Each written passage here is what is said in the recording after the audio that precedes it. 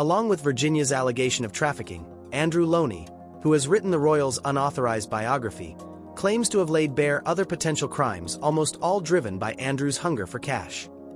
Tonight, we examine something the palace never intended the public to hear, a quiet but ruthless strategy unfolding behind closed doors. A strategy designed to control two individuals who, for decades, have left the monarchy bracing for the next embarrassment.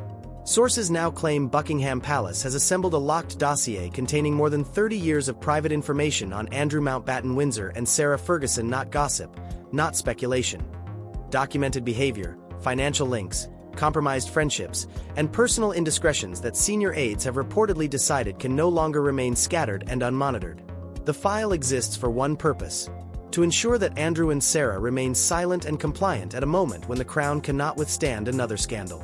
Because the truth is simple, and the accommodation will be bankrolled by the king. The same can't be said for Fergie, who's homeless and not swimming in cash by the looks of it. Yes, she's hoping some sort of generous benefactor will take her in. But thing is, that's been happening now for 30 years. They carry enough damaging material to detonate the monarchy's public image if even a fraction of it ever became public. This is the assessment of senior insiders who describe the pair as a long-term risk now being managed through one of the most dramatic internal measures the modern royal family has ever taken. The decision to compile the dossier did not appear out of thin air. It followed a string of fresh shocks that reminded the palace that both Andrew and Sarah remain liabilities. The first blow was the posthumous memoir of Virginia Giuffre, which placed Andrew's alleged conduct back into the global spotlight. Even after her death, the claims retained power, and the palace understood that the story was far from dormant. Day after the infamous photo of him with 17-year-old Virginia Giuffre hit the papers, that email was sent months after he claimed he'd cut ties with Epstein.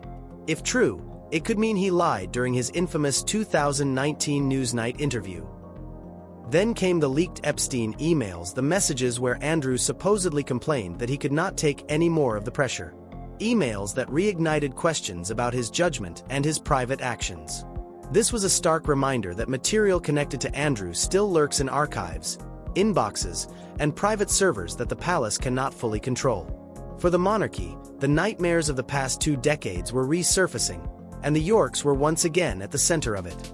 Royal insiders say the king acted after significant pressure from 2 key figures, Prince William and Queen Camilla.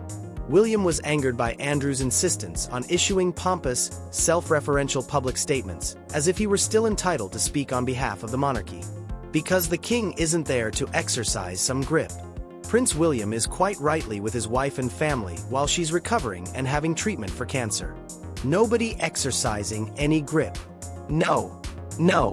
Princess and should have handbagged him. I don't know. Statements that infuriated senior staff and made the palace appear weak. Camilla, who has no patience for the chaos surrounding Andrew, reportedly urged Charles to draw a firm line. She has long believed Andrew and Sarah create unnecessary instability and that their scandals drain public goodwill from a monarchy already under scrutiny. This was the climate in which the dossier was created, not as a curiosity, as a weapon of restraint. The palace has decades of material concerning Andrew's behavior. Some has leaked, much has not. Among the documented controversies are allegations that he hosted sex workers during an official, taxpayer-funded trip to Hong Kong, claims that he entertained up to 40 prostitutes during a visit to Thailand, his close, inexplicable friendship with Epstein, long after Epstein's first conviction. Prince Andrew is being stripped of his prince title. But why now? Buckingham Palace said the king has today initiated a formal process, and his younger brother will now be known as Andrew Mountbatten Windsor. He gave up his other titles earlier this month, including the Duke of York, after facing questions about his private life. Reports of staff complaining about his explosive temper, entitlement, and demeaning treatment of employees, his now infamous refusal to travel with anything other than a personal ironing board, valet, and a series of demands that became a joke among palace workers, the disastrous Newsnight interview that destroyed the last remnants of his public life. This is before even touching his financial dealings, overseas associates, or the company he kept during the years he believed himself untouchable.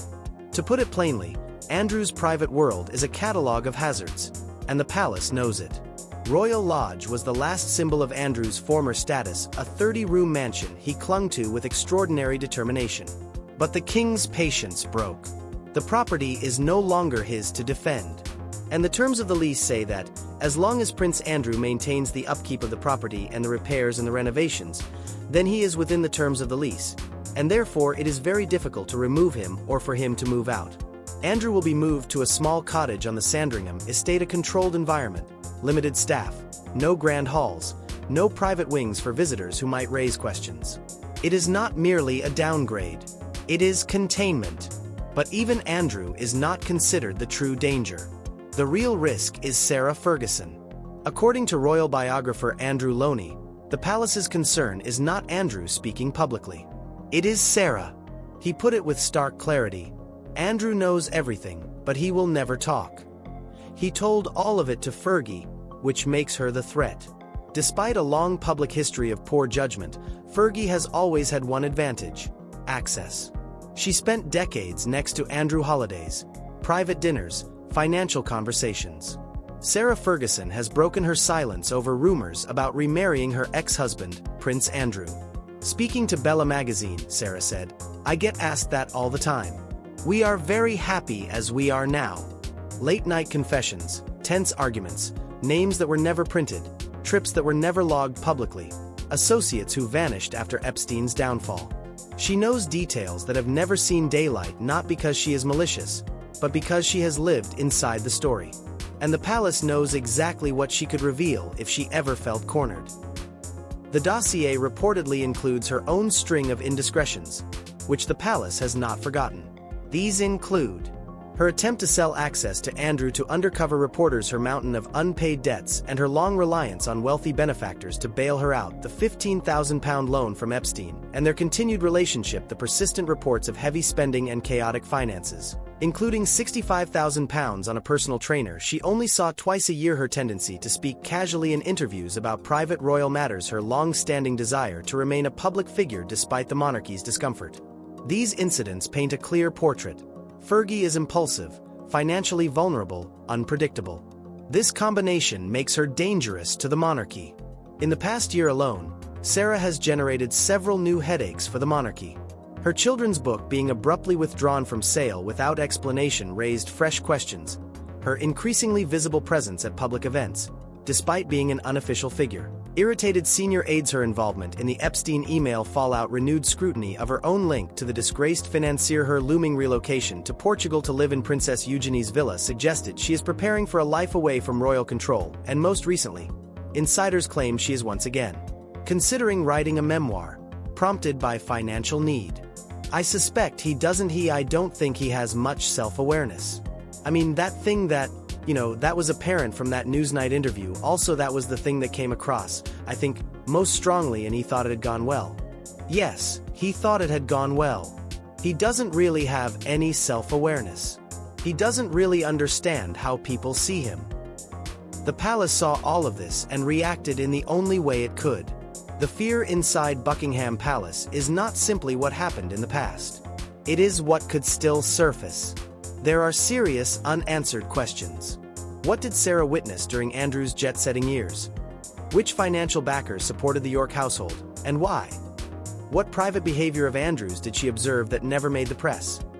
Why did she insist so strongly that Andrew was misunderstood behind the scenes? Which high-profile individuals visited Royal Lodge over the years without public acknowledgement? And what exactly does she know about Andrew's darkest period during his time with Epstein? It is the potential for new revelations that alarms the palace, not the old ones. And this is why the dossier exists, to hold them in check if they attempt to take the story into their own hands. According to insiders, the plan is as follows. Andrew will be relocated and kept out of the public sphere. His staff will be reduced. His inner circle will be monitored quietly. Sarah will be handled differently, not aggressively, but with unmistakable pressure. She will be reminded at appropriate intervals that the crown holds material that would be deeply damaging if released. This is not negotiation. It is containment.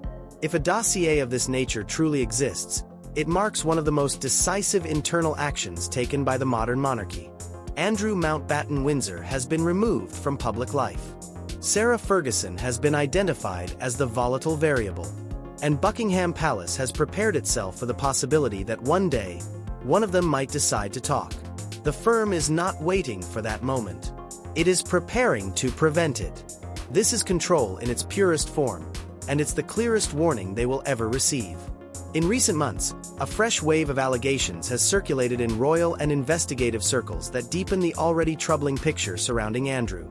Former staff from his overseas tours have described what they called a pattern of late-night visitors at luxury hotels booked under diplomatic cover, including claims that Andrew insisted on entire floors being cleared for privacy during certain trips.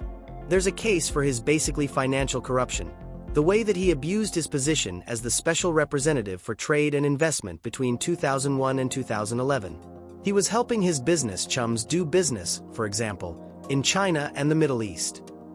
One long-serving royal protection officer, speaking under anonymity, alleged that Andrew made unscheduled detours while abroad, which security staff only learned about after the fact, often involving private dinners with individuals whose names never appeared on official itineraries.